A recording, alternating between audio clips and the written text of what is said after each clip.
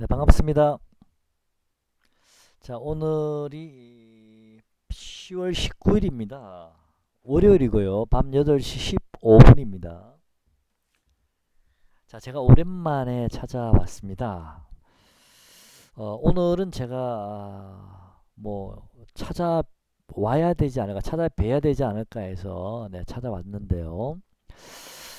제가 오늘 찾아뵌 이유는요, 좀 시장이 좀 의미 있는 단기적으로 그런 신호가 오늘 나왔다라고 생각이 들고 있고요.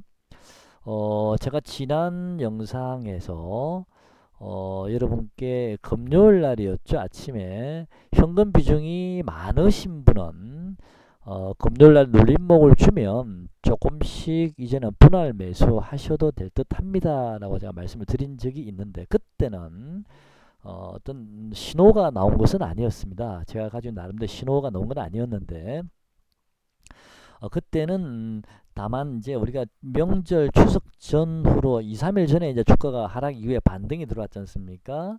그 반등 이후에 추석 끝나고 나서도, 연휴 끝나고 나서도 반등이 좀 더 이어졌죠. 그게 영업일로 따지면 그 반등의 영업일 수가 8 영업일인가 9 영업일 정도 반등이 들어왔었습니다. 물론 이제 그때 매수를 하지 못하신 분들은 이제 되게 애석해했죠. 그렇지만 제가 10월 말 정도에 다시 한번 기회를 보자, 분명히 기회가 온다라고 말씀드리고, 그때 확인하고 사셔도 늦지 않습니다라고 말씀을 드렸습니다. 그 전에 지금은 금요일까지요. 8영업일, 9영업일 정도 상승한 이후에 지난주 화요일부터 하수목금 지난주 화요일부터 금요일까지 4영업일 정도 하락을 했습니다. 자, 굳이 그걸 이제 말씀을 드리면요. 차트 한번 보겠습니다. 일봉 한번 볼게요. 자, 여기죠. 지금 고점은 바로 박스권 고점 상단부는 요 자리죠. 2450 정도에서 2400포인트 요 정도. 그 다음에 저점 요 자리인데, 요 정도. 지금 상황에서 가장 좋은 시나리오는요. 이번 요 내려오는 요 저점이 지난번에 8영업일 정도 상승을 했지만 지금은 4영업일 정도 이제 하락을 하고 있지 않습니까? 음봉이 오늘도 약간의 음봉은 나왔죠. 지수는 올랐지만 약간의 음봉이 나왔는데 아직은 61선을 완전히 깨고 있지는 않고요. 또 이 구름대가 지금 받쳐주고 있죠. 받쳐주고 있기 때문에 바로 이 자리를 급락해서 깰 것 같지는 않고요. 제가 보기에는 코스피는 이제는 거의 좀 저점이 나온 게 아닌가라고 조심스럽게 예측을 하고 있고요. 미국 시장이 급락하지 않는다면 저는 코스피는 우리나라 지수는 크게 빠지지 않을 거라 봅니다. 그래서 단기 바닥이 임박했다라고 말씀을 드리고 싶고요. 일부 종목은 저는 오늘 단기 바닥이 나왔다고 저는 보고 있습니다. 그리고 지금 현재 코스피 지수는 고점이 낮아지고 저점이 높아지는 그런 형국이다라고 보여지는데요. 다시 지수 한번 보겠습니다. 어, 지난번에 요 저점 한번 나왔죠. 그 다음에 요 저점, 이 저점보다 살짝 낮은 요 저점 한번 나왔죠. 그죠? 그 다음에 고점도 여기 고점보다도 더 낮아지는 고점이 나왔고, 여기보다 더 낮아지는 고점이 이번에 나왔었습니다. 자, 고점은 조금씩 낮아지는 형국이고요. 그러면 저점이 조금씩 올라가야 되는데, 이 저점보다도 지난번 이 저점이 종가상으로는 비슷했지만 장중에는 조금 더 밑으로 내려왔다가 올라왔거든요. 그러다 보니까 이게 저점이 올라간 게 아니고 오히려 저점이 조금 밀린 행국입니다. 잘못하면 이게 이 저점보다도 다시 한 번 더 밀리는 그런 저점이 나오면서 2200포인트 근처까지도, 또는 2200 한 50까지도 밀릴 수도 있습니다. 그래서 이 저점보다도 조금 더 낮은 저점이 나오고, 이 저점보다도 조금 더 낮은 저점 이렇게 나올 수도 있고요. 그리고 이 고점보다도 낮은 고점 이렇게 해서 고점이 조금 낮아지고 저점도 조금 낮아지는 이런 채널을 만들 가능성이 있고, 그런 다음에 여기서 돌릴 가능성도 있거든요. 미국 나스닥도 사실은 최근에 그랬었습니다. 보시면요. 나스닥 지수도 보시면 지난번에 이렇게 하락을 했지 않습니까? 이렇게, 그죠? 하락했죠. 이 하락의 지점이 어딥니까? 여기가 한번 볼게요. 여기입니다. 여기, 그죠? 요 자리요. 그죠? 여기 좀 낮춰볼게요. 다시요.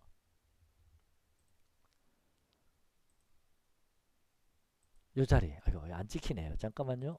네, 요 자리요. 자, 요 지점을 한번 내려왔죠. 그 다음에 반등 들어왔습니다. 그런 다음에 다시 한번 내려왔어요. 바로 요 자리입니다. 요 자리요. 이 자리가 종가상으로는 요 저점을 깼습니다. 그죠? 종가상 깨고 장중에는 그 다음날 아침에는 갭 하락부터 시작했죠. 그죠? 사실은 따지게 보면 여기까지 밀린 거거든요. 훅 빠졌죠. 그죠?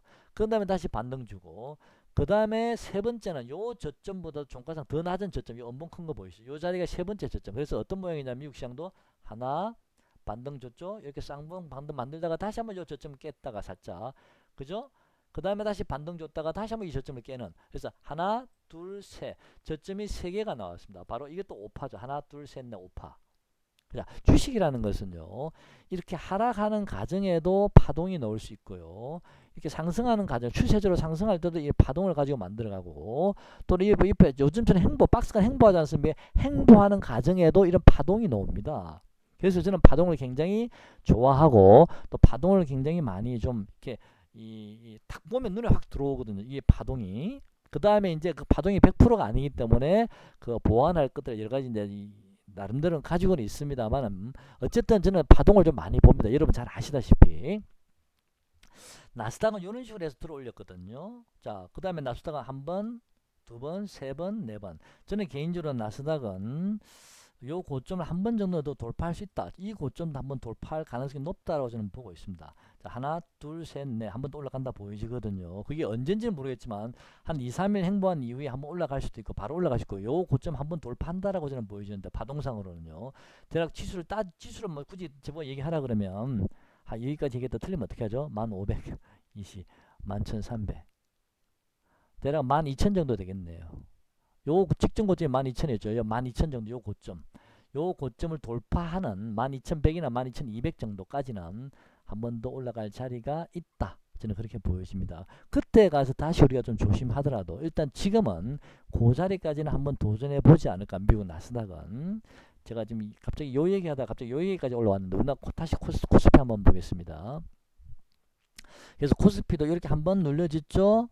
그 다음에 저점이 좀 더 낮아졌죠. 아까 나스닥 따지면 요것도 한 번 더 조금 더 좀 내려오시, 요런 모양이 만들어지면서 돌릴 수도 있고요. 이렇게. 아니면 가장 좋은 시나리오는요, 한번 눌려졌죠. 아까 제가 말씀드렸죠. 상승이나 하락이나 행보할 때도 파동은 항상 나온다 그랬죠. 한번 볼게요. 1파 하락, 2파 반등, 3파 하락, 4파 반등. 지금 이 내려오는 것은 마지막 하나, 둘, 세 번째 하락하는 요 파도 마지막 5파 하락입니다. 그죠? 그러면 이 5파 하락이라는 게 꼭 이렇게 더블 행자로 똑같은 위치에서 이렇게 하락을 줄 수도 있고요. 또 경우에 따라서는 이렇게 더블 행자를 만들다가 여기서는 아까 8영업일 동안 코스피가 지난번에 추석 연휴 전후로 상승을 했고, 만약에 다시 눌려지는데 이게 4영업일이나 5영업일 정도에서 하락이 멈춰지게 되면, 그렇게 되면 어쨌든 하나, 둘, 셋, 넷, 다섯 번 이거 오파가 마무리해야 되는 거거든요. 그래서 저는 이 파동이 굉장히 중요하다고 보고 있습니다. 이 자리보다 이 자리가 더 중요하다 보고 있고요. 개인적으로는 이 친구가 여기까지 완전히 내려오지 말고 내려오다가 중간에서 이렇게 짝꿍댕이 형태를 만들면서 이 저점이 높아지는 그런 짝꿍댕이를 만들면서 돌리게 되면 비로소 이제는 저점이 높아지면서 우리가 추세선을 연결해 볼 수가 있습니다. 무슨 생각 하시죠? 그러면 저는 이거는 추세적으로 돌아갈 수 있다. 이 고점을 저는 돌파할 수 있다라고 좀 보여지거든요. 그래서 가장 좋은 시나리오는 오늘 저점을 코스피가 깨지 않아야 된다는 게 가장 좋은 시나리오입니다. 오늘이나 어제 저점을 깨지 않는 요 자리요. 어제 저점을, 금요일 저점이 2325포인트. 이 저점을 깨지 않는 시나리오가 가장 좋습니다. 그렇지만 혹시 하나, 둘, 세 번째까지 밀린다면 경우에 따라서 2200 한 40이나 50까지 한번 밀릴 수도 있습니다. 아까 나스닥처럼 만든다면 모양이. 그래서 그거는 아무도 예측할 수는 없고요. 하지만 여기서 멈춰버리면 짝꿍댕이 형태의 쌍바닥이 만들어지면서 자 하나 둘 하면서 돌려버리면 요 고점 돌파할 수 있습니다. 2400포인트 이번에 돌파할 수 있거든요. 우리나라도. 그래서 이런 모양이 좀 잘 만들어졌으면 좋겠다. 더 이상 코스피가 하락하지 않았으면 좋겠다라는 생각이고요. 매매 동향을 보시면 그런 나름대로의 신호들은 좀 나왔다. 이번에 그런 생각이 듭니다. 코스닥은 좀 빠졌지만 코스피는 보면 기관이 다시 강력하게 매수가, 물론 금융투자에서 들어왔습니다만 매수가 들어왔고요. 외국인도 매도가 없고요. 코스닥은 기관들이 매도를 했습니다. 개인은 다시 좀 조금 샀고요. 옵션 동향을 보면 여전히 외국인은 약간 하락 쪽에 포지션을 잡고 있습니다. 약간 하락 쪽에 포지션을 잡고 있는데 그동안 기관이 꾸준히 풋을 하락 쪽에 베팅을 하다가 다시 반대로 돌려서 기관은 이제 박스권 행보라고 보이죠. 아주 좁은 박스권 행보라고 보이시는 거고 기관 모양은요. 외국인들은 조금 흘러내리면서 행보하겠다. 뭐 그런 의미 같습니다. 제가 보기에는. 그래서 크게 하락은 없다. 나스닥이 미국 시장이 급락하지 않으면 우리나라 시장은 큰 하락은 없다. 그렇게 보여집니다. 그래서 지금부터는 현금 보유가 많으신 분은 저점 매수하셔도 된다고 봅니다. 내일부터 당장. 아니 오늘부터 매수하신 분도 계실 거라 보고요. 또 이런 여러 가지 지표 외에도 종목을 보면은 우리가 또 제가 또 이 저점인지 아닌지 볼 수 있다라 말씀드렸지 않습니까? 일단 결론부터 말씀드리면요. 미국 시장이 저는 추가 하락이 급락이 나오지 않는다면 우리나라 시장은 급락 없다. 더 이상 하락은 더 이상 별로 없다. 그리고 오늘 나름대로 단기적으로는 어쨌든 의미 있는 반등이 좀 임박했다 라고 보여집니다. 그래서 가장 좋은 것은 요 자리에서 또 바로 돌리면 제일 좋고요. 다시 요 저점을 조금 깨는 이런 모양이 나오게 되면 이 구름대를 깨고 이만큼 내려와야 된다는 얘기잖아요. 구름대를 깨고 그죠? 그렇게 되면 조금 시간은 더 걸린다. 여기서 바로 돌려버리면 좀 더 빨리 움직일 수 있다. 가볍게. 그런 생각은 좀 듭니다. 좀 더 지켜봐야 되겠지만 저는 지금부터는 이미 8영업일 상승하고 4영업일, 5영업일 하락하고 있기 때문에 지금은 반환점을 지금 이미 돌고 있다라고 보여지거든요. 자, 지금부터는 빠질 때마다 분할 매수하셔도 된다라고 제가 지난주 금요일 미리 말씀드렸습니다. 자, 신풍제약 한번 보시죠. 이 종목을 보시면요. 오늘 저는 신풍제약을 아침 일찍 매수를 했습니다. 제가 매수한 가격은 12만 2,500원입니다. 자, 한번 보시죠. 크게 한번 했죠. 반등 들었죠. 그 다음에 다시 하락을 했는데 이 종가상으로 이 저점보다 낮은 저점이 나왔죠. 이게 3파 하락이고 다시 양봉 보이시죠. 4파 반등 들었고요. 그 다음에 이틀 동안 마지막 지난주 금요일 날 요 저점보다 낮은 그 저점이 나왔죠. 자, 5파 하락이 저는 나왔다라고 저는 봅니다. 신풍이 단기적으로는요. 자, 그런 다음에 오늘 의미 있는 반등이 들어왔습니다. 의미 있는 상승이 들어왔는데 그 상승이 외국인 수급에 의해서 일단 저는 들어왔다라고 보고요. 신풍제가 어차피 주포가 외국인이지 않습니까? 현재로서는요. 자, 외국인이 이 반등 때 만약에 금요일날 44,000주 판물량을 다시 이번에도 뭐 6만 주를 팔았다든지 그렇게 되면 이 반등은 저는 의미가 좀 약하다고 보이고 다시 눌릴 가능성이 많았지만 이번 반등은 외국인 수급에서 일단 들어왔다. 라고 보여집니다. 그래서 일단 파동상 일단 저는 일봉상 오파가 짧게 나왔다. 단기 반등은 좀 이어질 수 있다고 저는 보고 있고요. 만약에 분봉을 본다면 우선 30분봉 한번 볼까요? 30분봉이 너무 빠르면 60분봉을 보도 됩니다. 60분봉 한번 보겠습니다. 자,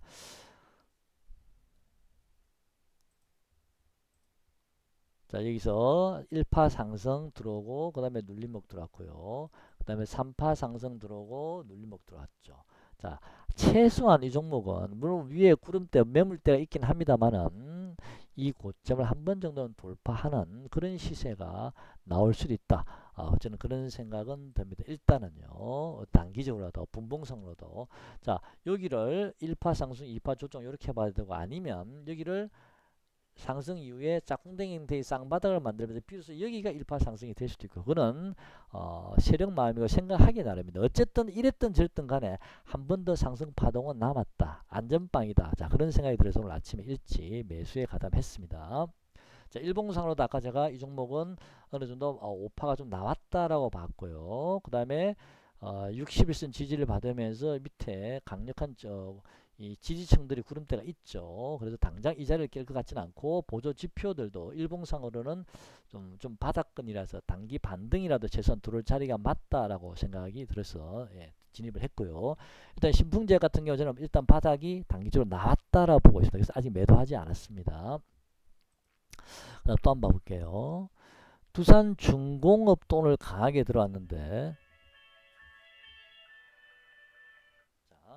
이런 두산중공업도 오늘 10% 올랐죠. 이 종목도 좀 아쉬운 종목인데요. 제가 여러분께 18,000원 정도 한 목표가를 보시라라고 말씀드리긴 했는데 이 종목도 자 여기 한번 보시죠. 여기 보시면 하나 둘 셋. 자 하나 둘 셋 보이시죠? 오늘 이 종목도 이미 저점이 저는 나왔다라고 보고 있었고요. 이 종목은 먼저 금요일날 양봉을 보이면서 오늘 강력하게 위로 뽑았습니다. 그죠? 그러면서 이 고점을 돌파를 했죠. 이제는 저는 이 종목도 바닥이 나왔다라고 저는 보고 있습니다. 자, 역시 외국인 기관 수급에서 저는 들어왔기 때문에 이 반등은 상당히 의미가 있다. 저는 그렇게 보고 있습니다. 자, 그 외에도 지금 이 상승한 종목들은 보면 일부 먼저 움직인 게 아닌가 싶고요. 제가 DB하이텍은 비메모리 반도체인데요. 예전에 이 DB하이텍은 제가 지난번 영상에서 이번 달에는 작은 음봉이라도 한번 나와주면 좋겠다라는 말씀. 이 종목은 이미 5일선 10일선 꺾였습니다. 그죠? 하지만 이 저점보다도 이 저점이 좀 더 높고요. 이 저점보다도 만약에 더 이상 추가 하락이 없다면 이렇게 쭉 저점의 추세선을 걷다 보면 조금 더 하락할 여지는 있지만 뭐 대략 이 자리가 얼마입니까? 34,500원이고 이 자리가 얼마입니까? 34,850원이니까 제가 보기에는 34,850원, 800원 정도면 이탈하지 않는다면 종가상으로 저는 이 종목도 역시 저점이 좀 높아져가는 그런 행국이 들어가면서 대신 올라가더라도 이미 꺾였기 때문에 11선과 21선이 반등은 기술적 반등은 들어오겠지만 그 이후에는 5일선, 11선에 누울 때까지 좀 기다리다가 그 다음에 돌릴 수 있지 않을까. 그리고 파동상 작은 소파동상으로도 1파 반등, 2파, 3파 저는 이 종목도 거의 바닥권에 임박했다라고 저는 보고 있습니다.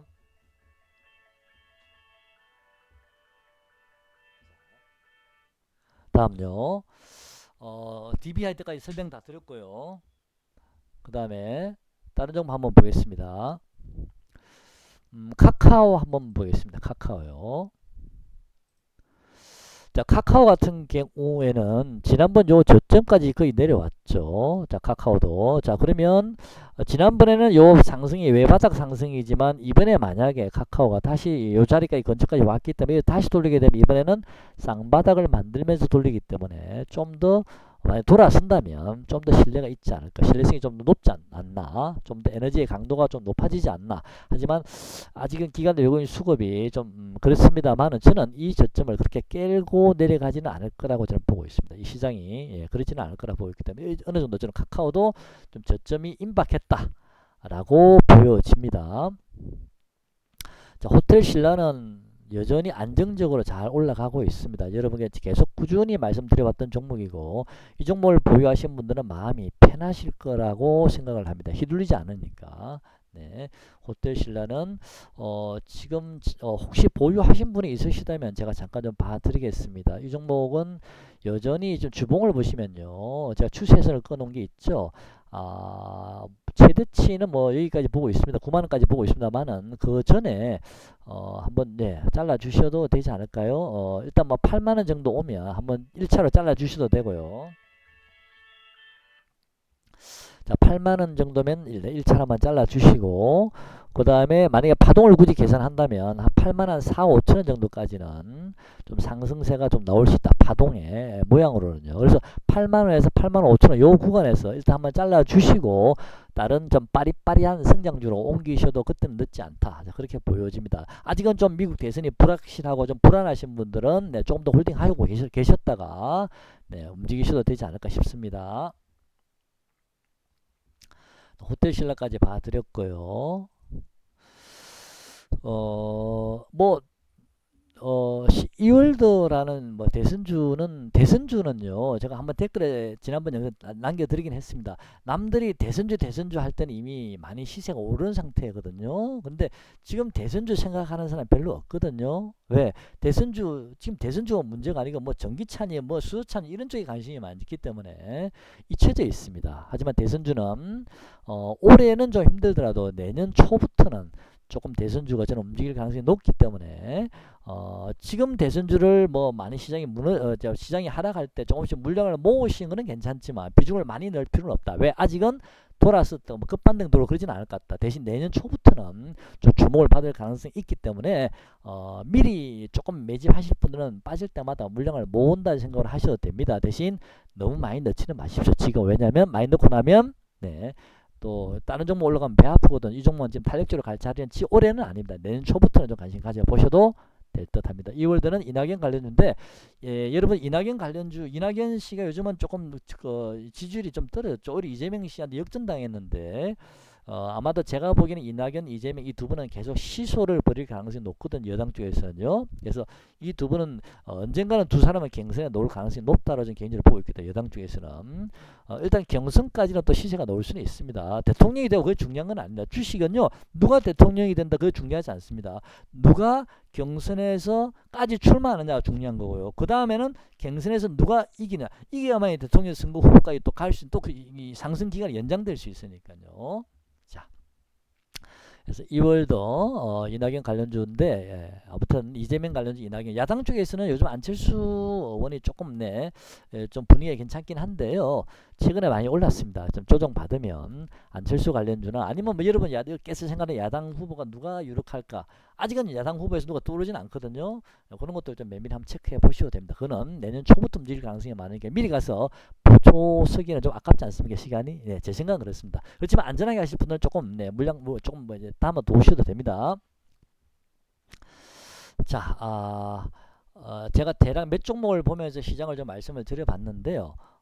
이제는 거의 삼성 SDI도 41만 3천원이죠. 저는 삼성 SDI는 역시 지난번 요 저점이죠. 이 저점은 그렇게 깨기는 어렵다라고 보이고 이 종목도 거의 좀 이제는 좀 단기 저점이 나오지 않았나요? 저는 시장을 이렇게 보고 있습니다. 미국 대선에 대한 불확실성은 이미 10월 초 연휴 전에 한번 그런 문제가 있었고 그 다음에 반등 이후에 다시 눌러지면서 10월 말까지 거의 왔지 않습니까?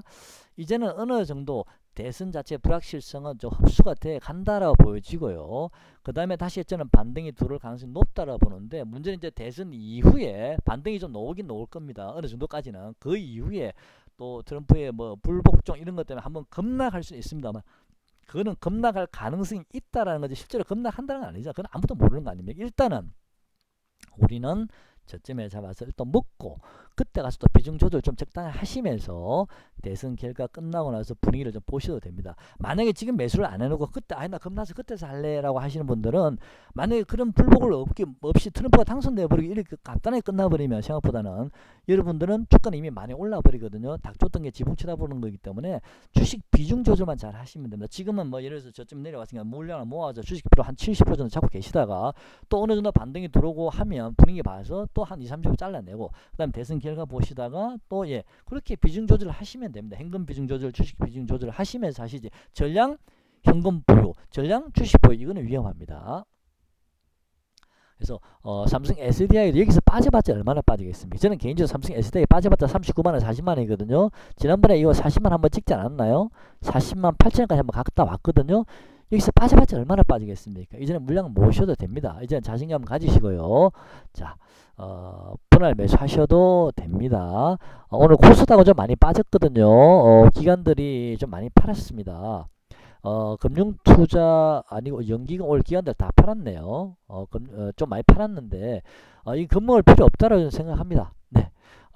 빠질 때마다 분할 매수하십시오. 지금 이 자리에는 아까 제가 말씀드린 대로 종목별로는 바닥이 놓은 종목도 있거든요. 단기적으로요.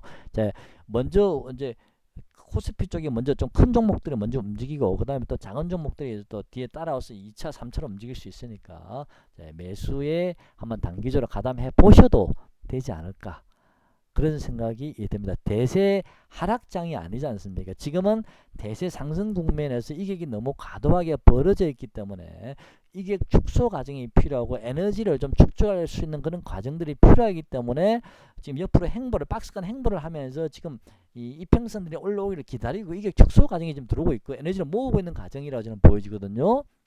여러분도 아마 그런 생각 많이 하시죠. 대세 상승은 여전하다라고 생각하신다면 이런 자리에서 한번 매수해 보셔도 되지 않을까. 대신 주식 비중 100% 뭐 잘하시지 않으신 분들은 100% 하지 마시고요. 한 70% 정도면 되지 않을까 싶습니다. 자, 오늘 영상 여기까지 하겠습니다. 고맙습니다.